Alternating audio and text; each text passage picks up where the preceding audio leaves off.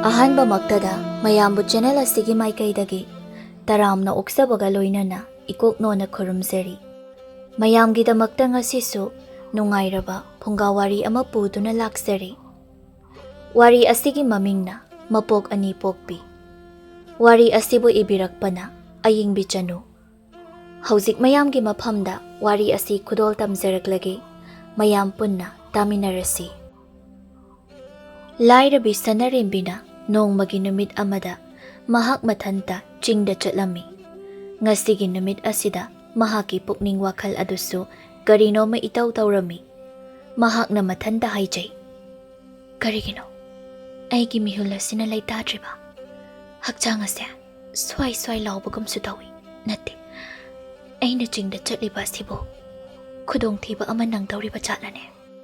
ꯁꯅꯔꯦꯝꯕꯤ ꯃꯤꯍꯨꯜꯅꯒ ꯆꯣꯡꯕꯒ ꯃꯕꯨꯛꯅꯤꯡ ꯑꯗꯨ ꯄꯥꯈꯠꯄ ꯂꯥꯡꯇꯛꯅꯕ ꯑꯁꯨꯝ ꯍꯦꯜꯂꯛꯂꯝꯃꯤ꯫ ꯅꯨꯃꯤꯠ ꯈꯨꯗꯤꯡꯒꯤ ꯑꯩ ꯏꯊꯟꯇ ꯆꯤꯡ ꯑꯁꯤꯗ ꯑꯗꯨꯃꯛ ꯆꯠꯂꯤ, ꯑꯗꯨꯕꯨ ꯅꯣꯡꯃꯇ ꯉꯁꯤ ꯑꯩꯒꯤ ꯏꯁꯥꯗ ꯐꯥꯎꯔꯤꯕ ꯏꯍꯨꯜ ꯑꯁꯤꯒꯨꯝꯅꯗꯤ ꯈꯛ ꯐꯥꯎꯈꯤꯗ꯭ꯔꯤ꯫ ꯆꯤꯡ ꯑꯁꯤꯗ ꯈꯨꯟꯖꯥꯒꯤ ꯏꯕꯨꯡ ꯏꯄ꯭ꯋꯥꯁꯤꯡꯁꯨ ꯁꯤꯡ ꯌꯥꯅꯔꯤ, ꯆꯟꯅꯔꯤ, ꯊꯣꯏꯅ ꯀꯤꯐꯝꯗꯤ ꯊꯣꯛꯇꯦ꯫ ꯁꯅꯔꯦꯝꯕꯤ ꯋꯥꯈꯜꯗ ꯏꯆꯤꯡ ꯆꯤꯡꯅꯅ ꯆꯤꯡ ꯑꯗꯣꯝꯗ ꯃꯈꯥ ꯇꯥꯅ ꯆꯠꯂꯤ꯫ ꯑꯁꯨꯝ ꯆꯠꯄꯅ ꯆꯤꯡ ꯑꯗꯨ ꯌꯧꯔꯤ꯫ ꯁꯤꯡ ꯀꯣꯛꯊꯣꯡ ꯑꯃꯇꯪ ꯌꯥꯜꯂꯒ ꯊꯨꯅ ꯌꯨꯝꯗ ꯍꯟꯈꯤꯕ ꯍꯥꯏꯗꯨꯅꯤ꯫ ꯉꯁꯤꯗꯤ ꯀꯨꯏꯅ ꯃꯐꯝ ꯑꯁꯤꯗ ꯂꯩꯔꯔꯣꯏꯒꯦ꯫ ꯑꯁꯤ ꯈꯜꯂꯗꯨꯅ ꯁꯅꯔꯦꯝꯕꯤꯅ ꯁꯤꯡ ꯌꯥꯟꯕ ꯌꯥꯕꯕꯨ ꯌꯦꯡꯂꯝꯃꯤ꯫ ꯌꯦꯡꯅ ꯌꯦꯡꯅ ꯆꯤꯡꯅꯨꯡ ꯑꯗꯨꯗ ꯑꯁꯨꯝ ꯆꯪꯁꯤꯜꯂꯝꯃꯤ꯫ ꯃꯁꯤꯃ ꯍꯦꯛꯇ ꯌꯥꯜꯂꯒꯦ, ꯄꯪꯂꯥꯞ ꯂꯥꯞꯅ ꯆꯠꯄꯁꯨ ꯅꯨꯡꯉꯥꯏꯇ꯭ꯔꯦ, ꯁ꯭ꯋꯥꯏꯗ ꯑꯣꯏꯅ ꯑꯗꯨꯃꯛ ꯌꯥꯜꯂꯒꯦ꯫ ꯁꯅꯔꯦꯝꯕꯤ ꯃꯍꯥꯛꯅ ꯄꯨꯔꯛꯄ ꯊꯥꯡ ꯑꯗꯨꯅ ꯁꯤꯡ ꯌꯥꯟꯕ ꯍꯧꯏ꯫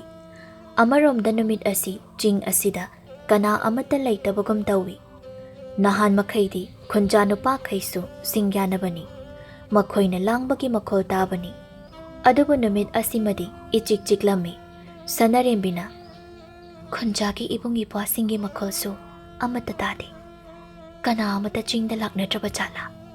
ꯃꯈꯣꯏ ꯂꯩꯔꯒꯅ ꯃꯤꯍꯨꯜ ꯆꯣꯡꯕꯁꯦ ꯈꯔ ꯃꯈꯩꯗꯤ ꯐꯩ꯫ ꯃꯃꯥꯏꯗꯨ ꯂꯩꯊꯣꯛꯇꯨꯅ ꯑꯀꯣꯏꯕ ꯑꯗꯨꯗ ꯍꯥꯏꯐꯦꯠ ꯌꯦꯡꯉꯤ, ꯀꯅꯥꯁꯨ ꯂꯩꯕ ꯎꯗꯦ꯫ ꯍꯟꯅ ꯌꯦꯡꯂꯨꯗ ꯁꯅꯔꯦꯝꯕꯤ ꯁꯤꯡ ꯑꯗꯨ ꯃꯈꯥ ꯇꯥꯅ ꯌꯥꯜꯂꯤ꯫ ꯇꯥꯟꯖꯥ ꯑꯁꯤꯗ ꯏꯈꯪ ꯈꯪꯍꯧꯗꯅ ꯃꯍꯥꯛꯅ ꯂꯩꯔꯤꯕ ꯃꯐꯝ ꯑꯗꯨꯗ ꯎꯃꯪ ꯑꯗꯨꯗ ꯂꯩꯕ ꯁꯥꯍꯤꯡ ꯆꯥꯕ ꯌꯥꯝꯅ ꯇꯝꯊꯤꯕ, ꯌꯥꯝꯅ ꯆꯥꯎꯕ ꯀꯩꯖꯥꯎ ꯑꯃ ꯃꯅꯥꯇꯣꯟ ꯉꯪꯂꯗꯨꯅ ꯊꯣꯛꯂꯛꯂꯝꯃꯤ꯫ ꯀꯩꯖꯥꯎ ꯑꯗꯨꯅ ꯁꯅꯔꯦꯝꯕꯤꯅ ꯂꯩꯔꯤꯕ ꯃꯐꯝ ꯑꯗꯨ ꯇꯝꯅ ꯆꯪꯁꯤꯜꯂꯛꯂꯝꯃꯤ꯫ ꯁꯅꯔꯦꯝꯕꯤ ꯁꯤꯡ ꯌꯥꯜꯂꯝꯕ ꯑꯗꯨ ꯈꯣꯟꯖꯦꯜ ꯑꯃ ꯇꯥꯔꯛꯄ ꯑꯗꯨꯗ,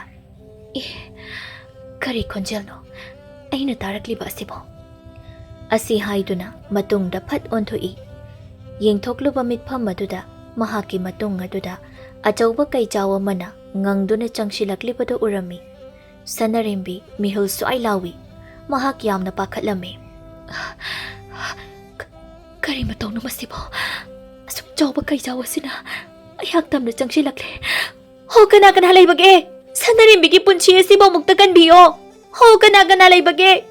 ꯑꯆꯧꯕ ꯀꯩꯖꯥꯎ ꯑꯁꯤꯅ ꯑꯩꯍꯥꯛ ꯇꯝꯅ ꯆꯪꯁꯤꯜꯂꯛꯂꯦ꯫ ꯁꯅꯔꯦꯝꯕꯤ ꯀꯣꯏꯔꯥꯎ ꯂꯥꯎꯏ꯫ ꯑꯗꯨꯕꯨ ꯃꯐꯝ ꯑꯗꯨꯋꯥꯏꯗ ꯑꯇꯣꯞꯄ ꯃꯤ ꯀꯅꯥ ꯑꯃꯠꯇ ꯂꯩꯈꯤꯗꯕꯅ ꯃꯍꯥꯛꯀꯤ ꯎꯄꯥꯏ ꯀꯔꯤꯁꯨ ꯂꯩꯇ꯭ꯔꯤ꯫ ꯆꯦꯟꯒꯦ ꯍꯥꯏꯅ ꯇꯧꯕꯁꯨ ꯆꯦꯟꯕ ꯉꯝꯂꯝꯗꯦ꯫ ꯆꯤꯡꯅꯨꯡ ꯑꯗꯨꯗ ꯃꯍꯥꯛ ꯃꯊ꯭ꯋꯥꯏ ꯋꯥꯕꯅ ꯂꯣꯏꯔꯤ꯫ ꯀꯩꯖꯥꯎ ꯑꯗꯨꯗꯤ ꯑꯁꯨꯃꯛ ꯆꯪꯁꯤꯜꯂꯛꯂꯝꯃꯤ꯫ ꯁꯅꯔꯦꯝꯕꯤꯅ ꯃꯈꯨꯠꯇ ꯄꯥꯏꯔꯤꯕ ꯊꯥꯡ ꯑꯗꯨ ꯊꯥꯡꯒꯠꯇꯨꯅ ꯀꯩ ꯑꯗꯨꯗ ꯍꯥꯏ, "ꯍꯦ ꯄꯥꯝꯕ ꯀꯩꯖꯥꯎ, ꯅꯪ ꯑꯩꯒꯤ ꯅꯥꯛꯇ ꯆꯪꯁꯤꯜꯂꯛꯀꯅꯨ꯫ ꯑꯩꯅ ꯍꯥꯏꯔꯤꯕꯁꯤꯅꯤ, ꯅꯊ꯭ꯋꯥꯏꯗ ꯃꯥꯡꯅꯤꯡꯗ꯭ꯔꯕꯗꯤ ꯑꯩꯒꯤ ꯅꯥꯛꯇ ꯅꯪ ꯆꯪꯁꯤꯜꯂꯛꯀꯅꯨ."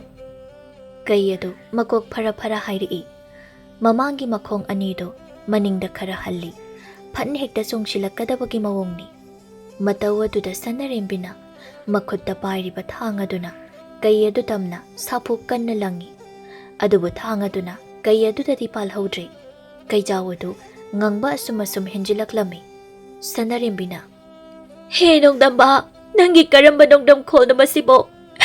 ꯆꯤꯡꯅꯨꯡ ꯑꯁꯤꯗ ꯀꯔꯤꯅꯣ ꯑꯩꯒꯤ ꯂꯥꯏꯕꯛꯄꯣ? ꯍꯦ ꯏꯕꯨꯙꯧ, ꯅꯁꯨ ꯑꯣꯏꯕꯤ ꯑꯩꯗꯤ ꯅꯣꯡꯗꯝ ꯊꯤꯕꯤꯅꯤ꯫ ꯅꯁꯨꯒꯤ ꯑꯩꯕꯤ ꯊꯋꯥꯏ ꯑꯁꯤꯇꯗꯤ ꯀꯟꯕꯤꯌꯨꯅꯦ ꯏꯕꯨꯙꯧ꯫ ꯑꯩꯅ ꯊꯋꯥꯏꯒ ꯍꯛꯆꯥꯡꯒ ꯁꯦꯠꯅꯈꯤꯕ ꯊꯣꯛ ꯑꯩꯒꯤ ꯂꯥꯏꯔꯕꯤ ꯄꯂꯦꯝꯗꯤ ꯃꯇꯧ ꯀꯔꯝꯅ ꯂꯩꯍꯧꯒꯅꯤ? ꯏꯃꯥꯒꯤ ꯇꯦꯡꯊꯥ ꯈꯣꯟꯖꯦꯜꯗꯣ ꯑꯩꯅ ꯇꯥꯕ ꯉꯝꯖꯔꯣꯏ꯫ ꯑꯩꯕꯨ ꯑꯃꯨꯛꯇ ꯀꯩ ꯑꯁꯤꯗꯒꯤ ꯀꯟꯕꯤꯌꯨ꯫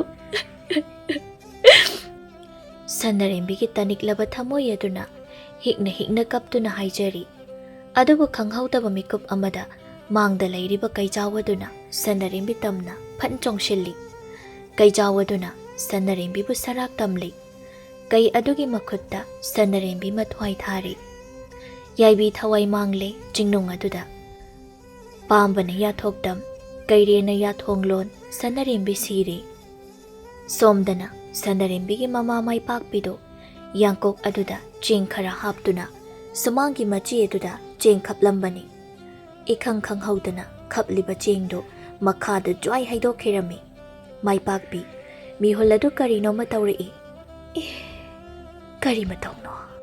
ꯑꯩꯒꯤ ꯌꯦꯠꯀꯤ ꯄꯥꯝꯕꯣꯝ ꯑꯁꯤꯅ ꯑꯁꯨꯛ ꯇꯣꯏꯅ ꯆꯣꯡꯂꯤꯕ ꯀꯔꯤꯒꯤꯅꯣ? ꯈꯞꯂꯝꯕ ꯆꯦꯡ ꯑꯁꯤꯁꯨ ꯂꯩꯃꯥꯏꯗ ꯂꯣꯏꯅ ꯍꯩꯗꯣꯛꯈ꯭ꯔꯤ꯫ ꯃꯤꯍꯨꯜ ꯑꯁꯤ ꯀꯔꯤꯅꯣꯃ ꯏꯇꯧ ꯇꯧꯏꯗ꯫ ꯃꯥꯏꯄꯥꯛꯄꯤ ꯃꯥꯒꯤ ꯋꯥꯈꯜꯗ ꯆꯤꯡꯗ ꯆꯠꯈꯤꯕ ꯃꯆꯥꯅꯨꯄꯤ ꯑꯗꯨꯕꯨ ꯈꯪꯅꯤꯡ ꯅꯤꯡꯁꯤꯡꯂꯛꯏ꯫ ꯑꯩꯒꯤ ꯏꯃꯣꯝ ꯁꯟꯅꯔꯦꯝꯕꯤꯗꯨ ꯂꯣꯏꯕꯤ ꯆꯤꯡꯗ ꯄꯥꯃꯦꯜ ꯁꯤꯡꯖꯥ ꯌꯥꯟꯕ ꯆꯠꯈꯤꯀꯣ꯫ ꯃꯍꯥꯛꯄꯨ ꯀꯔꯤ ꯈꯨꯗꯣꯡꯊꯤꯕ ꯅꯪꯂꯕ ꯖꯥꯠꯅꯣ? ꯑꯩꯒꯤ ꯄꯨꯛꯅꯤꯡ ꯑꯁꯤꯗꯤ ꯑꯣꯟꯊꯣꯛꯅ ꯂꯩꯇꯥꯗ꯭ꯔꯦꯗ꯫ ꯃꯈꯨꯠ ꯑꯗꯨꯅ ꯆꯣꯡꯂꯤꯕ ꯃꯤꯍꯨꯜ ꯑꯗꯨꯕꯨ ꯐꯥꯖꯤꯜꯂꯤ꯫ ꯃꯊꯃꯣꯏꯅꯨꯡꯗ ꯍꯥꯏꯖꯩ, ꯍꯦ ꯏꯕꯨꯙꯧ, ꯀꯔꯤ ꯈꯨꯗꯝ ꯆꯥꯡꯗꯝꯅꯣ ꯅꯪꯅ ꯏꯐꯝꯗ ꯄꯤꯔꯤꯕ ꯑꯁꯤꯕꯨ? ꯑꯩꯒꯤ ꯊꯃꯣꯏ ꯑꯁꯤꯗꯤ ꯂꯩꯇꯥꯗ꯭ꯔꯦꯅꯦ꯫ ꯃꯥꯏꯄꯥꯛꯄꯤ ꯆꯦꯡ ꯈꯞꯂꯝꯕꯗꯨ ꯂꯣꯏꯁꯤꯜꯂꯤ꯫ ꯏꯃꯨꯡꯗ ꯊꯝꯂꯨꯗꯨꯅ ꯃꯄꯥꯜꯗ ꯑꯃꯨꯛ ꯊꯣꯛꯂꯛꯏ꯫ ꯈꯨꯅꯤꯡ ꯑꯗꯨ ꯀꯥꯡꯗꯨꯅ ꯃꯆꯥꯕꯨ ꯍꯜꯂꯛꯄ꯭ꯔꯥ ꯍꯥꯏꯅ ꯌꯦꯡꯂꯝꯃꯤ꯫ ꯍꯜꯂꯛꯄꯗꯤ ꯅꯥꯏꯗ꯭ꯔꯅꯦꯁꯦ? ꯑꯩꯕꯨ ꯑꯁ꯭ꯋꯥꯏ ꯐꯥꯎꯕ ꯆꯠꯂꯒ ꯌꯦꯡꯂꯨꯕꯅ ꯐꯗꯧꯔꯤꯕ꯭ꯔꯥ? ꯅꯍꯥꯟ ꯃꯈꯩ ꯃꯍꯥꯛꯅ ꯌꯨꯝꯗ ꯍꯜꯂꯛꯄ ꯃꯇꯝ ꯑꯗꯨ ꯈꯔꯗꯤ ꯍꯦꯜꯂꯦꯁꯦ꯫ ꯃꯍꯥꯛꯄꯨ ꯀꯔꯤ ꯇꯧꯕ ꯌꯥꯎꯔꯕ ꯖꯥꯠꯅꯣ? ꯃꯥꯏꯄꯥꯛꯄꯤ ꯊꯣꯡꯒꯤ ꯄꯨꯅꯥ ꯊꯥꯔꯝꯗꯨꯅ ꯈꯔꯥꯏ ꯊꯣꯡꯒꯥꯜꯗ ꯊꯣꯛꯂꯛꯂꯤ꯫ ꯃꯈꯥ ꯄꯥꯡꯅ ꯃꯆꯥꯕꯨ ꯂꯥꯛꯄ ꯎꯕ꯭ꯔꯥ ꯍꯥꯏꯅ ꯌꯦꯡꯂꯝꯃꯤ꯫ ꯑꯗꯨꯕꯨ ꯎꯕ ꯀꯧꯕꯗꯤ ꯂꯩꯇ꯭ꯔꯦ꯫ ꯃꯍꯥꯛꯀꯤ ꯃꯊꯃꯣꯏ ꯑꯗꯨꯗꯤ ꯍꯦꯟꯅ ꯋꯥꯖꯔꯤ꯫ ꯃꯥꯏꯄꯥꯛꯄꯤ ꯈꯥꯡꯐꯝ ꯈꯪꯗ꯭ꯔꯗꯨꯅ ꯆꯤꯡꯇꯝꯅ ꯆꯠꯂꯒꯦ ꯅꯤꯡꯗꯨꯅ ꯆꯠꯄ ꯍꯧꯔꯝꯃꯤ꯫ ꯂꯝꯕꯤꯗꯅꯤ ꯇꯥꯃꯨꯕꯤ ꯊꯦꯡꯅꯩ꯫ ꯇꯥꯃꯨꯕꯤꯅ ꯃꯥꯏꯄꯥꯛꯄꯤꯒꯤ ꯁꯛꯇꯝ ꯑꯗꯨꯕꯨ ꯎꯔꯗꯨꯅ ꯍꯪꯉꯤ, ꯃꯥꯏꯄꯥꯛꯄꯤ, ꯀꯔꯤ ꯇꯧꯕ ꯌꯥꯎꯔꯦ? ꯅꯪꯕꯨ ꯀꯞꯂꯨꯔꯕ꯭ꯔꯣ? ꯋꯥꯍꯩ ꯑꯁꯤꯗ ꯃꯥꯏꯄꯥꯛꯄꯤ ꯀꯔꯤꯒꯤꯅꯣ ꯈꯪꯗꯅ ꯃꯃꯤꯠꯇꯒꯤ ꯃꯄꯤ ꯇꯥꯗꯨꯅ ꯀꯞꯊꯣꯛꯈꯤ꯫ ꯇꯥꯃꯨꯕꯤꯅ ꯑꯃꯨꯛ ꯋꯥ ꯃꯈꯥ ꯇꯥꯔꯛꯏ, ꯀꯩꯗꯧꯔꯒꯦ ꯅꯪꯕꯨ? ꯏꯆꯦꯗ ꯁꯦꯡꯅ ꯍꯥꯏꯌꯣ꯫ ꯃꯥꯏꯄꯥꯛꯄꯤꯅ, ꯏꯆꯦ, ꯑꯩꯒꯤ ꯏꯆꯥ ꯁꯟꯅꯔꯦꯝꯕꯤꯗꯣ ꯆꯤꯡꯗ ꯆꯠꯈꯤꯕꯅꯤ, ꯑꯗꯨꯕꯨ ꯍꯧꯖꯤꯛ ꯐꯥꯎꯕ ꯍꯜꯂꯛꯇ꯭ꯔꯤ꯫ ꯍꯥ? ꯁꯟꯅꯔꯦꯝꯕꯤ ꯍꯜꯂꯛꯇꯦ ꯍꯥꯏꯕ? ꯁꯦ, ꯆꯤꯡꯗ ꯂꯩꯖꯔꯝꯁꯅꯤ, ꯄꯪꯊꯦꯡ ꯊꯦꯡꯕꯁꯨ ꯅꯠꯇ꯭ꯔꯤ ꯀꯩꯅꯣ? ꯃꯃꯥ, ꯑꯩꯒꯤ ꯊꯃꯣꯏꯗ ꯐꯥꯎꯔꯤꯕ ꯏꯍꯨꯜ ꯑꯁꯦ ꯅꯣꯡꯊꯥꯡ ꯃꯥꯅ ꯀꯨꯞꯄꯗꯒꯤ ꯍꯦꯜꯂꯤꯅꯦꯍꯦ꯫ ꯑꯩ ꯏꯆꯥꯕꯨ ꯌꯥꯝꯅ ꯎꯅꯤꯡꯂꯦ꯫ ꯃꯥꯏꯄꯥꯛꯄꯤ, ꯑꯃꯨꯛꯇ ꯇꯞꯊꯒꯣꯁꯤ꯫ ꯅꯪꯅ ꯌꯥꯝꯅ ꯆꯤꯡꯅꯔꯒꯅ ꯑꯩꯈꯣꯏ ꯑꯅꯤ ꯆꯤꯡꯗ ꯆꯠꯂꯒ ꯍꯦꯛꯇ ꯌꯦꯡꯂꯨꯁꯤ꯫ ꯑꯁꯨꯝꯅ ꯍꯥꯏꯗꯨꯅ ꯃꯈꯣꯏ ꯑꯅꯤ ꯆꯤꯡ ꯇꯝꯅ ꯆꯠꯂꯝꯃꯤ꯫ ꯆꯤꯡ ꯑꯗꯨ ꯍꯦꯛ ꯌꯧꯕꯒ ꯃꯥꯏꯄꯥꯛꯄꯤꯅ ꯃꯆꯥꯅꯨꯄꯤꯕꯨ ꯀꯧꯏ, ꯏꯃꯥꯒꯤ ꯏꯃꯣꯝ, ꯏꯃꯥꯒꯤ ꯁꯟꯅꯔꯦꯝꯕꯤ, ꯏꯆꯥꯕꯨ ꯃꯐꯝ ꯀꯩꯗ ꯂꯩꯕꯒꯦ?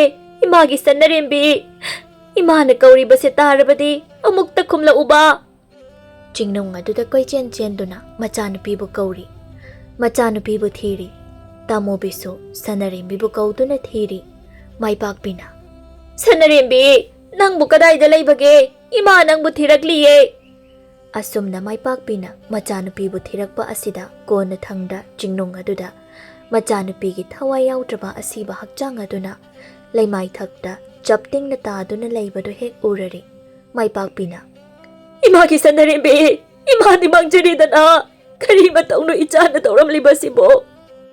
ꯃꯆꯥꯅꯨꯄꯤꯒꯤ ꯑꯁꯤꯕ ꯍꯛꯆꯥꯡ ꯑꯗꯨꯕꯨ ꯀꯣꯟꯗꯨꯅ ꯑꯣꯟꯅ ꯊꯣꯏꯅ ꯀꯞꯆꯩ꯫ ꯏꯃꯥꯕꯨ ꯊꯥꯗꯣꯛꯇꯨꯅ ꯆꯠꯀꯦ ꯈꯜꯂꯤꯕ ꯀꯔꯤꯒꯤꯅꯣ? ꯌꯥꯔꯣꯏ, ꯏꯆꯥ ꯆꯠꯈꯤꯕ ꯌꯥꯔꯣꯏ꯫ ꯅꯪ ꯏꯃꯥꯕꯨ ꯅꯨꯡꯁꯤ ꯍꯥꯏꯔꯝꯕꯗꯥꯏ, ꯏꯃꯥꯕꯨ ꯊꯥꯗꯣꯛꯇꯨꯅ ꯈꯛ ꯆꯠꯂꯣꯏ ꯍꯥꯏꯔꯝꯕꯗꯥꯏ, ꯑꯗꯨꯒ ꯀꯔꯤꯅꯣ ꯅꯪꯅ ꯉꯁꯤ ꯇꯧꯔꯝꯂꯤꯕꯁꯤꯕꯣ? ꯅꯪ ꯅꯃꯥ ꯑꯩꯕꯨ ꯅꯨꯡꯁꯤꯗ꯭ꯔꯕ꯭ꯔꯣ? ꯅꯃꯤꯠ ꯄꯥꯡꯂꯣ, ꯏꯃꯥꯅ ꯏꯆꯥꯕꯨ ꯂꯧꯕ ꯂꯥꯛꯂꯤꯌꯦ꯫ ꯌꯨꯝꯗ ꯍꯜꯂꯁꯤ, ꯏꯃꯥ ꯏꯊꯟꯇ ꯂꯩꯕ ꯉꯝꯂꯣꯏꯌꯦ ꯏꯕꯦꯝꯃ꯫ ꯃꯐꯝ ꯑꯗꯨꯗ ꯍꯧꯕ ꯎꯄꯥꯜ ꯋꯥꯄꯥꯜ ꯑꯗꯨꯁꯨ ꯃꯥꯏꯄꯥꯛꯄꯤꯅ ꯃꯆꯥ ꯀꯥꯏꯅꯕꯒꯤ ꯃꯩꯆꯥꯛꯅ ꯇꯦꯡꯊꯥꯔꯤꯕ ꯑꯗꯨꯕꯨ ꯎꯕꯗ ꯃꯔꯨ ꯂꯨꯛꯇꯨꯅ ꯂꯩꯅꯈ꯭ꯔꯤ꯫ ꯇꯥꯃꯨꯕꯤꯁꯨ ꯀꯞꯄꯤ꯫ ꯃꯥꯏꯄꯥꯛꯄꯤꯗꯤ ꯊꯃꯣꯏ ꯐꯤꯔꯥꯛ ꯀꯥꯏꯔꯦ, ꯑꯣꯟꯅ ꯊꯣꯏꯅ ꯀꯞꯆꯔꯦ꯫ ꯉꯥꯏꯍꯥꯛ ꯂꯩꯕꯒ ꯈꯨꯟꯖꯥ ꯃꯤꯑꯣꯏ ꯀꯌꯥ ꯃꯐꯝ ꯑꯗꯨꯗ ꯂꯥꯛꯂꯝꯃꯤ꯫ ꯃꯇꯧ ꯑꯗꯨꯕꯨ ꯎꯕꯗ ꯃꯈꯣꯏ ꯂꯣꯏꯅ ꯀꯞꯅꯔꯝꯃꯤ꯫ ꯑꯍꯜ ꯅꯨꯄꯥ ꯑꯃꯅ ꯍꯥꯏꯔꯛꯏ, ꯄꯥꯝꯕ ꯁꯥꯊꯣꯛꯇꯝ, ꯀꯩꯔꯦꯟ ꯌꯥꯊꯣꯡꯂꯣꯠ, imong oibise thawai ka hakchanga setnara mali he budhau mashibu nangi karamba kumhai macha kaina maichakna ona thoina kapliba mama sigi matawa sibu yengba ngamlibra MAIPAKPI machabu kauduna kaplambani kappa hinmankhiba aduna mafam aduda mahak lekthakirami mayam changduna mahak amuk laikanai adubu MAIPAKPI masadu karino matawraklami phuk haugatuna makhut aduna makok aduda khorok khorok khotli aduga hairi kaino nakhoi miyamna aingonda loini yenglido aisi yamna phajabagi waro hai aingonda mityeng karanga chalakanuko aise mapu palabani palaba karino khangde mi tamobina MAIPAKPI karino nangna hairibadubo si phajana wakhalamuk da taw thenglakana aingonda amta asi haiduna phatcha thoi mamit aduna makhada amuk thak yengthei machanupigi asiba hakchang adubu uraduna haijai kanano sida tumlibasina masak asia aigi ichanupi sandarimbiga chap manakreda yumda ichanupi na ai ngairamlani ai chatlage ai yumda chatlage MAIPAKPI chatke tawi mayam changduna phanei macha kaina maichakne himan khibana MAIPAKPI angaubi wakhal joibi ama haibado oirare nupa ahalamana ibungo khoi asi bahak chang ase nakhoi khara tawraga sagai ma saduna yumda yaunaba pushi namit ta khidringai mathau mangam pangthoknaba asumna ugi sagai ma saduna sanarimbi ke asi bahak chang ado haptuna mayum tamna purami MAIPAKPI su magi thokpa ama chatli mayum hek yaubaga thuna senchilli aduga machanupi bu kawi Sanarimbi imagi sanarimbi ima lakle ichabu kadai da leige thoklao asi haiduna machanupi bu koi kau kawi adubu kana amattanadi khumlaktre tamubina kapna hai MAIPAKPI nangi na cha sanarimbi ne masida leiribase masi aigi ichanati aigi icha sungnanate aigi ichadi imungdale matawasida mipung khuding makki thamoida awaba ama haibado oirami asum tauna matamsu tapna su haujin khirami nongdol thakta thaja thawan thoklakli ahingi matam haibado oirakli matam asida umang aduda nupigi khonjal ama khakna sonthangna na kapli pelaba natro aina siraga pelaba natro haujikti ai sire thawai ka hakchanga senare aigi thawai asina mafam asida lehore Hey budhao, aina kanada kari lankibagino, nangna aibo asuk thuna lotion piriba. Hayo, aigi irala sibu karino. Haujikte, palem ima mahakso. Macha aibo kaina bagi maichangna, ang haubi haibado oirere. Aigi thawai asina ningamdana lairere. Nang pela manatro. Asi haiduna kapjay. Ukaduda sanarimbi ki thawaina hikna kapli sanarimbi kaplamba adu chap lepi mamai adu non khalaktuna asumna muk haijai hatkani aina loina hatkani aigi chakli ba thamoi sigi taina phamdi mi halaka pelhankani taibang mi loina aina hatkani ikhengtana yomlaba torel oiduna chenjasar madubu uraga he budau nangi thamoina penbo oyuko ira leijadabi aibu nauna punchi pikamna hanbagi aigi thawai asina tawningbu khuding ining tawrage asumna sanarimbi ki thawaina mi halage haina chap yungna khankhirami sanarimbi phuk haugatli aduga malanglak aduda koipai paituna makhol hauna noklamlaga khulladu tamna thuna yangna chatlami sanarimbi khulladu yauri leibak makhada amukum thai aduga makhongna chatlami yum amada mahak changshilami somdana haidondo ahinga duda makhong hamning manbadagi khangba ngamdraduna maning thoklami ngasai ha imit pachaba duda khari hinjin khreni shi thoklani haibase ai ngasai na khanglabani ahing sida aibu khong hamning bagi mayai asina ibaga khangdese horen amang singdei thoklak lomdai mikup aduni se khangki gi ga dawri base maduga khaluraga lay yapote da khangba ngamdre ai makhutta khoiru thawmai ama paiduna maningda leiba amangsang adu tamna cheli thong adu hek hangdoke tawbaga mahake matungda kanagumba amana leptuna leiribado hek uraklami mamaidu phatlai thokduna kanano nang kanano Hanna yengluba matamda Sanarimbi oiduna layramli. Maduda mahakna. Sanarimbi, nangdi ahing asida aikoida kaidoba lagliba? Amuksu khangning ningsinglai. Ngasai taniko. Sanarimbi na chingda shirame haina tawnakhibado. Adudi nang kana? Haiton masadu kibana loiri. Kimandana amangbaga loina hangatkri. Maklak adu thara thara nii. Makhutta pairamba khoiru thaumai adusu makhada takhirami. Mahakna hai. Sanarimbi, aidi nangonda landi lankhidabaniko. Ahibana bumangni khanduna thawai sibu mukta kanbiyo. Sanarembina makhut aniduna Haitongi makhauri charam aduda tak mechilami. Haiton ngayhak makhong adu pring pring kaurami. Haiton adu makshiri. Sanarembigi thawai du nokjay. Hatkani. Ahina mathang mathang hatkani. Ahina loina hatkani. Mafam adudagi mahak thuna yangna thokirami. Mathangi ayukni Haitona misi chadana sirambagi wafam aduna khulai kai adu mapumnin nenkirami. Nupi mana pautami. Hoi ine tondon bigi macha Haiton do. Amang sang mamangda tingthokduna shiduna lairami. Adugin mina pumlang lang narisi. Matau karamnani haibagi. Madumadi khangdeda. Ahingda mabal thokpa oiramal. Pau si tabada onthokna nungaiteda. Adunini aisu yamna nungaite. Siraba Haitongi mayum maduda mina pumlang lang nari. Makhauri charamda karigumba amana kanna mechilambani haibadi khangnarami. Adubu langla langjil adumadi khangnaramdi. Asum tawna nongmanini haujinkraba matungdani. Thabum masing surabi thambalna imung aduda ona thoina maicha khangli. Thambalgi mapuroiba chawbana mayuknabi amaibi kwakleibu thuna yangna chattuna kaururi. Makhoi ani lakminai. Somdana amamba matam adugi khudong chaba lauraduna Sanarimbigi thawai aduna. Aigi punchise taibangde ining tamna hingba phangaude. Leisa leisana punchigi aroiba haibadu oikre. Aina sibase ayamna pente. Aduna mashigi pibuk nung asida panchong shinduna. Ayase angang asida songshilagi. Nauna taibang pada ayamuk paurage. Aduga taibang kumhay amuk yaurage. Sanarimbigi thawaina taibang mi oina amuk poktuna taibang kumhay yawba pambadagi. Nauna taibangda poglakadauriba angang adugi hakjangda magi thawaidu songshilage khanduna panchongshin kirami. Kwakleina chawbada hai. Ibunga chawba nang karisu pakhatkan. Nama aina loina phanaba shingani. Se. Nang shida lengdana dumaklayuko chathokan. Na thamoy aduda ibudaw mabu chena thagonaw ko. Phagani ma maibi. Imana soidana ngamdanaba amukta seksina honabiyo. Hoi. Adudi ima changlage ko. Amaibi kwaklay imungda changki. Thambalgi oiriba phibam adu mahakna uri. Kharangana kauba lake haideni masibo. Phibam asi panthabada chumlaroi. Khara thuna tawdrabadi yararoi. Bema sese ai lakle. Mayoknabi amaibi kwaklayna angang unanaba kanna thawranglami. Adubu Thambalgi puknungda yauriba angang adu mapalda thoklau haiba khak yaramdi. Maduda mathanta haijay. Kari matawno. Angang asina taibangda phawba ngamdriba si karigino. Kwaklayna makhut khubak aduna Thambalgi mabuk mathak aduda namduna yengi. Maduda mihulama mafam icha chadana chonglibado hek khanglami. Kari mihulna masidi. Lai phattaba ama yet bagum tawida. Shinpham aduda hena hairaba misak ama oibana lai tinna yetli haibasi irai laina khanglami.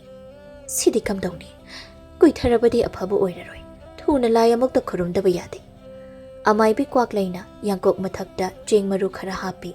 Aduga mamangda thamduna lairon chonba hawi. Mami chejet ushinduna angang nawa mahakka wari sanarami. Kwaklayna hai. Tinna yetle tinkokpigi. Laina yetle laikokpigi. Phattaba nangi laifamdi maduda natte. Ku. Mapala shida thoklo.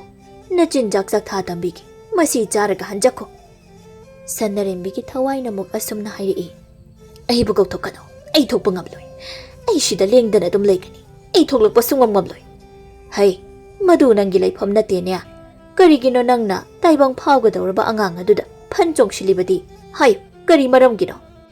Ai su hingningi. Ai su taibang lakta tiningi. Adugini. Madu yade. Nakhoiga taibang miga khak punchinaba yade ko. Se. Nangna chaningba karino hayo. Imana madu pigi. Madu charaga nang hanjako. Ai karimata chaningde. Ai sida lengdana dumak leijage. Naufam madubu nangiro. Aina phajana hairingay asida. Thuna mapala sida thoklo. Maduna nangi afaba soidana oigani. Aidi thoklakloi. Angang asida adumak yaugani ai. Nangna angang aduda songshinduna leikhiba aduna. Angang adu taibangda phawba ngamdren he. Nangna makata na adumak leiba tarabadi angang du soidana siba tare. Wafam asida sanarembina asumna hairi. Adudi phare. Karigumba wafam ama nangna yaba tarabadi aigidamak tawbini haiba tarabadi ai mapalda thoklake. Hayo nangi kari wafamno. Ai leisa ningamdana sikraba thawai amakhakni. Aigi punchigi warisu amata loisilhaude. Aduna nangna lai mabu khurumlaga ibadaw magi mafamda aigi taibang punchi amabu nibiyo.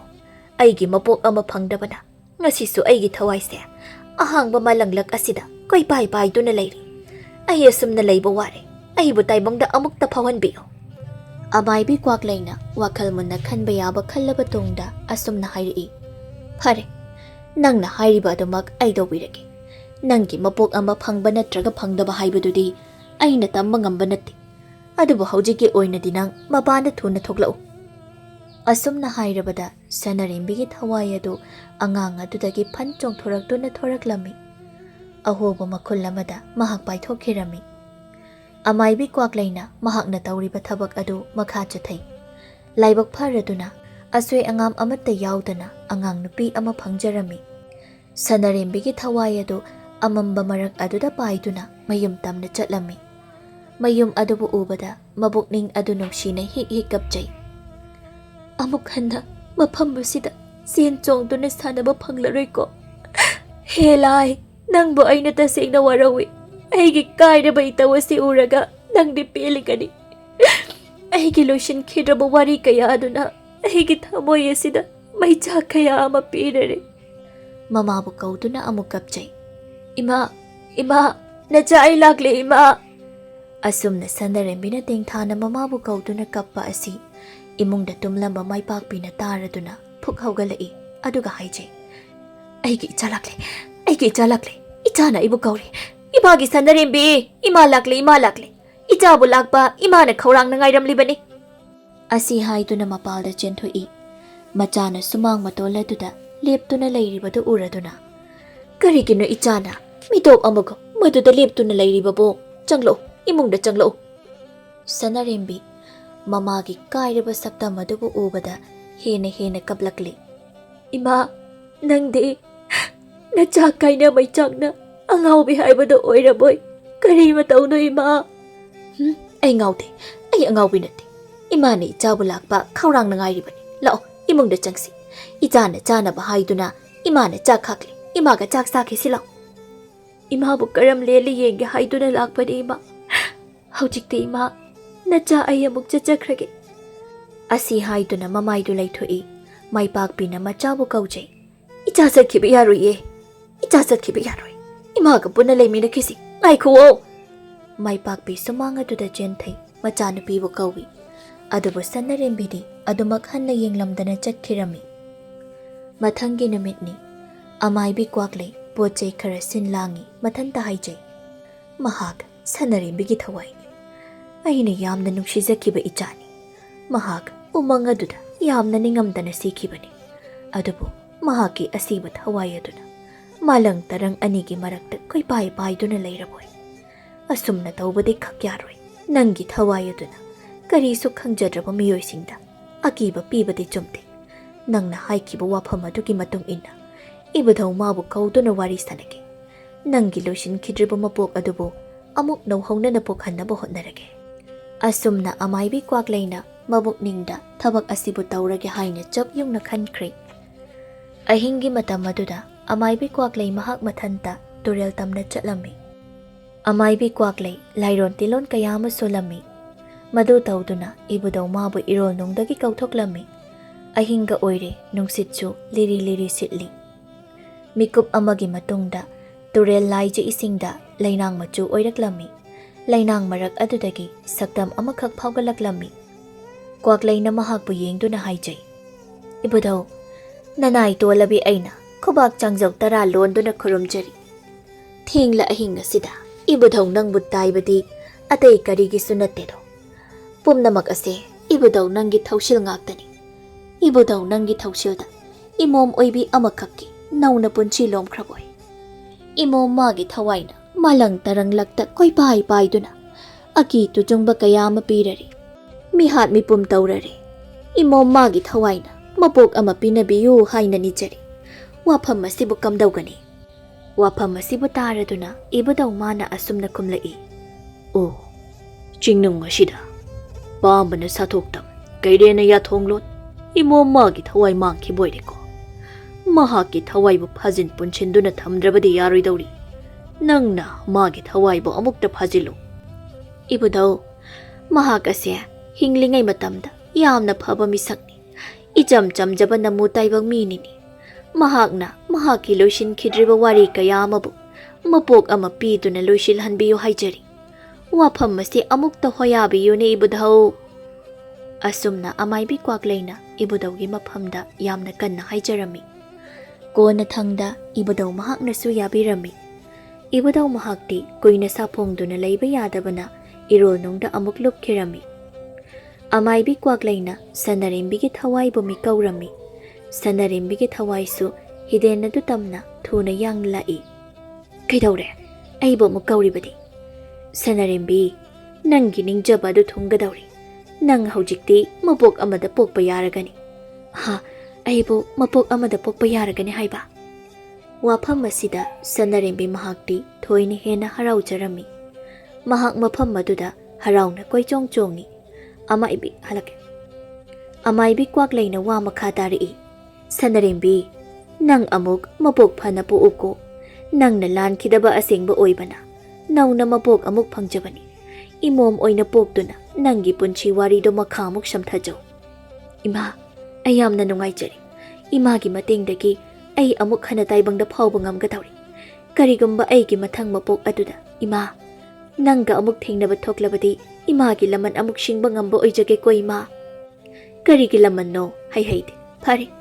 Ahing sina loi khidringaida nang iro no ngasida lupjakro. Handak mapok asigidi mikup asina aroiba oiroko. Sanarembina senthariba ture laija adubu yengduna amuksu haijai. He laija, nangna egi mapok ama amuk pinabiyuko. Handak mapok asimagi waridi nangi irol nungda tinkrasano. Natambakta ay irup lage. Asi haiduna sanarembi ture laduda panchong thakirami. Amaibi kwaklaiso mafam adubu thadoktuna mayum tamna hankirami. Sanarembina irupkiba mafam aduda kongol pudruk pudruk saugalaklami. Ikhang khang haudana kongol adu pokhairaklammi. Phamungda ningaidana tumlamba laija mikap khangthok thoklai. Mahak humang anapikai mathanta haijai. Kari mangno aina hujik mangkhibadubo thawai ama isingda chongthakiba kanano. Laija wakhal adu munna khanthai. Mangkhriba mangadu karino haina munna wakhal tawi. Kona thangda khangjari. Oh, thawai adugi mapok amadu ai oiraboy. Aise sanarembigi mapok ama oiraboy. Asuk kuiba matamse nongmatadi asigumba mangase ai mangkhidena. Aduga karigino ngasita manglakliba. Laijana hogatuna magi mama sakhida asumna wa hangi. Ima ai wa mahangi sengna pakhumbiyo kari wano ichana hangi haibabu. Ngasidagi chahi kunmuki mamangda aikhoigi maningda cheliba turelse asida kari thengnaba yauki. Machanupina asumna ikhang khanghaudana hanglakpa asida sakhi chahi kunmuki mamangi wari ama khangning ningsinglaklammi. Namitto sakhigi mapuroiba tomchau turelda nga phanaba hotnari. Sakhina ayuki chak adu loiraduna mapuroiba bu kauba turelda kumthai. Hotabiri bro chak loire. Chak hana khara chathokpana pharoidro. Tomchauna ngayak leiraga chasida law sida phamla law ai nga phage nang yengu. Sakhina napi mathakta phamthaduna nga phaba yengli. Tomchauna hairi nang aigi ichasu amata yawba nati yawdok sumandri aduna sumaino ina matam len batai. Sakhina khummi kainoda adumna haibino ꯏꯆꯥ ꯑꯃ ꯌꯥꯎꯅꯕ ꯍꯥꯏꯗꯨꯅ ꯑꯩꯈꯣꯏ ꯑꯅꯤꯅ ꯑꯁꯨꯛ ꯀꯟꯅ ꯍꯣꯠꯅꯔꯤꯕꯁꯤꯗꯤ꯫ ꯍꯣ ꯐꯅ ꯍꯣꯠꯅꯗꯨꯅꯁꯨ ꯑꯔꯦꯝꯕ ꯇꯥꯔꯦ, ꯀꯔꯤꯁꯨ ꯀꯥꯟꯅꯗ꯭ꯔꯦ꯫ ꯍꯣꯏꯁꯦ ꯌꯥꯔꯤꯁꯦ, ꯂꯥꯡꯗꯣ ꯑꯃꯨꯛꯇ ꯆꯤꯡꯈꯠꯄꯤꯌꯨ, ꯉꯥ ꯆꯪꯕ꯭ꯔꯥ ꯌꯦꯡꯒꯦ꯫ ꯍꯣꯏ ꯍꯣꯏ ꯆꯤꯡꯈꯠꯂꯒꯦ꯫ ꯇꯣꯝꯆꯧꯅ ꯂꯥꯡ ꯑꯗꯨꯕꯨ ꯆꯤꯡꯈꯠꯂꯤ꯫ ꯁꯈꯤꯅ ꯃꯨꯟꯅ ꯌꯦꯡꯉꯤ꯫ ꯂꯥꯡ ꯑꯗꯨ ꯑꯗꯨꯝ ꯆꯤꯡꯈꯠꯂꯛꯄ ꯑꯗꯨꯗ ꯂꯥꯡꯗ ꯁꯔꯨ ꯃꯇꯦꯛ ꯑꯃ ꯍꯦꯛ ꯌꯥꯎꯔꯛꯂꯝꯃꯤ꯫ ꯁꯈꯤ ꯁꯔꯨ ꯑꯗꯨꯕꯨ ꯎꯕꯗ ꯃꯍꯥꯛꯀꯤ ꯃꯁꯥꯗꯨ ꯌꯥꯝꯅ ꯍꯩꯅꯗꯕ ꯑꯃ ꯍꯥꯏꯕꯗꯨ ꯑꯣꯏꯔꯝꯃꯤ꯫ ꯃꯈꯨꯠ ꯑꯗꯨꯅ ꯃꯀꯣꯛ ꯑꯗꯨꯗ ꯄꯥꯏꯁꯤꯜꯂꯤ꯫ ꯇꯣꯝꯆꯧꯅ ꯁꯈꯤ, ꯁꯈꯤ, ꯀꯩꯗꯧꯔꯒꯦ ꯅꯪꯕꯨ? ꯁꯔꯨꯁꯦ ꯑꯩ ꯌꯦꯡꯕ ꯉꯝꯗ꯭ꯔꯦ, ꯑꯩ ꯏꯁꯥꯁꯦ ꯀꯔꯤꯅꯣꯃ ꯇꯧꯔꯦ꯫ ꯁꯤꯁꯦ ꯌꯨꯝꯗ ꯀꯥꯔꯁꯤ꯫ ꯇꯣꯝꯆꯧꯅ ꯃꯥꯒꯤ ꯅꯨꯄꯤꯕꯨ ꯌꯨꯝꯗ ꯄꯨꯈꯠꯂꯝꯃꯤ꯫ ꯃꯊꯪꯒꯤ ꯅꯨꯃꯤꯠꯇ ꯁꯈꯤ ꯃꯁꯥꯗꯨ ꯍꯥꯟꯅꯒ ꯃꯥꯟꯅꯗꯕ ꯃꯑꯣꯡ ꯑꯃ ꯇꯧꯔꯛꯂꯝꯃꯤ꯫ ꯃꯑꯣꯡ ꯑꯗꯨ ꯀꯔꯤꯅꯣ ꯍꯥꯏꯕ ꯃꯍꯥꯛꯅꯗꯤ ꯈꯪꯂꯤ꯫ ꯃꯍꯥꯛ ꯅꯣꯛꯐꯦꯠ ꯇꯧꯖꯩ꯫ ꯇꯣꯝꯆꯧꯅ ꯀꯩꯅꯣ ꯅꯪꯅ ꯃꯇꯥꯡꯒꯤ ꯆꯥ ꯆꯥꯗꯅ ꯅꯣꯛꯂꯤꯕꯗꯨꯅ? ꯁꯈꯤꯅ ꯍꯔꯥꯎꯅ ꯄꯥꯎ ꯇꯝꯃꯤ꯫ ꯍꯣ ꯅꯪꯁꯦ ꯃꯄꯥ ꯑꯣꯏꯒꯗꯧꯔꯦ꯫ ꯍꯥ, ꯑꯁꯦꯡꯕ꯭ꯔꯣ? ꯃꯇꯩ ꯃꯅꯥꯎ ꯑꯅꯤꯗꯨ ꯌꯥꯝꯅ ꯍꯔꯥꯎꯖꯔꯝꯃꯤ꯫ ꯁꯈꯤꯅ ꯃꯆꯥꯅꯨꯄꯤꯗ ꯋꯥꯔꯤ ꯑꯁꯤꯕꯨ ꯂꯤꯔꯝꯃꯤ꯫ ꯂꯥꯏꯖ ꯋꯥꯔꯤ ꯑꯗꯨ ꯈꯪꯂꯤ꯫ ꯃꯍꯥꯛꯅ ꯍꯥꯏꯔꯛꯏ, ꯁꯅꯔꯦꯝꯕꯤꯅ ꯏꯔꯣꯜꯅꯨꯡꯗ ꯂꯨꯞꯈ꯭ꯔꯕ ꯃꯇꯨꯡ ꯄꯣꯛꯈꯥꯏꯔꯛꯈꯤꯕ ꯑꯗꯨꯗꯤ ꯁꯔꯨ ꯑꯣꯏꯔꯕꯣꯏ꯫ ꯃꯥꯒꯤ ꯁꯔꯨ ꯑꯗꯨꯅ ꯑꯩꯒꯤ ꯏꯃꯥꯒꯤ ꯁꯤꯌꯣꯝꯅꯨꯡꯗ ꯃꯃꯤ ꯑꯣꯏꯅ ꯆꯪꯁꯤꯟꯈ꯭ꯔꯕꯣꯏ꯫ ꯀꯔꯤꯅꯣ ꯅꯪꯅ ꯍꯥꯏꯔꯤꯕ ꯑꯗꯨꯕꯨ? ꯂꯥꯏꯖꯅ ꯏꯃꯥ, ꯃꯁꯦ ꯃꯃꯥꯡ ꯃꯄꯣꯛ ꯑꯃꯒꯤ ꯋꯥꯔꯤꯅꯤ꯫ ꯑꯁꯨꯝꯅ ꯅꯣꯡꯗꯝꯕ ꯃꯍꯥꯛꯀꯤ ꯀꯨꯝꯍꯩꯗ ꯃꯄꯣꯛ ꯑꯃ ꯑꯃꯨꯛ ꯐꯥꯎꯕ ꯉꯝꯗꯨꯅ ꯂꯣꯏꯁꯤꯟꯈꯤꯗ꯭ꯔꯕ ꯋꯥꯔꯤ ꯑꯗꯨꯕꯨ ꯃꯄꯨꯡ ꯐꯥꯅ ꯂꯣꯏꯁꯤꯟꯕ ꯉꯝꯖꯈꯤꯔꯝꯃꯤ꯫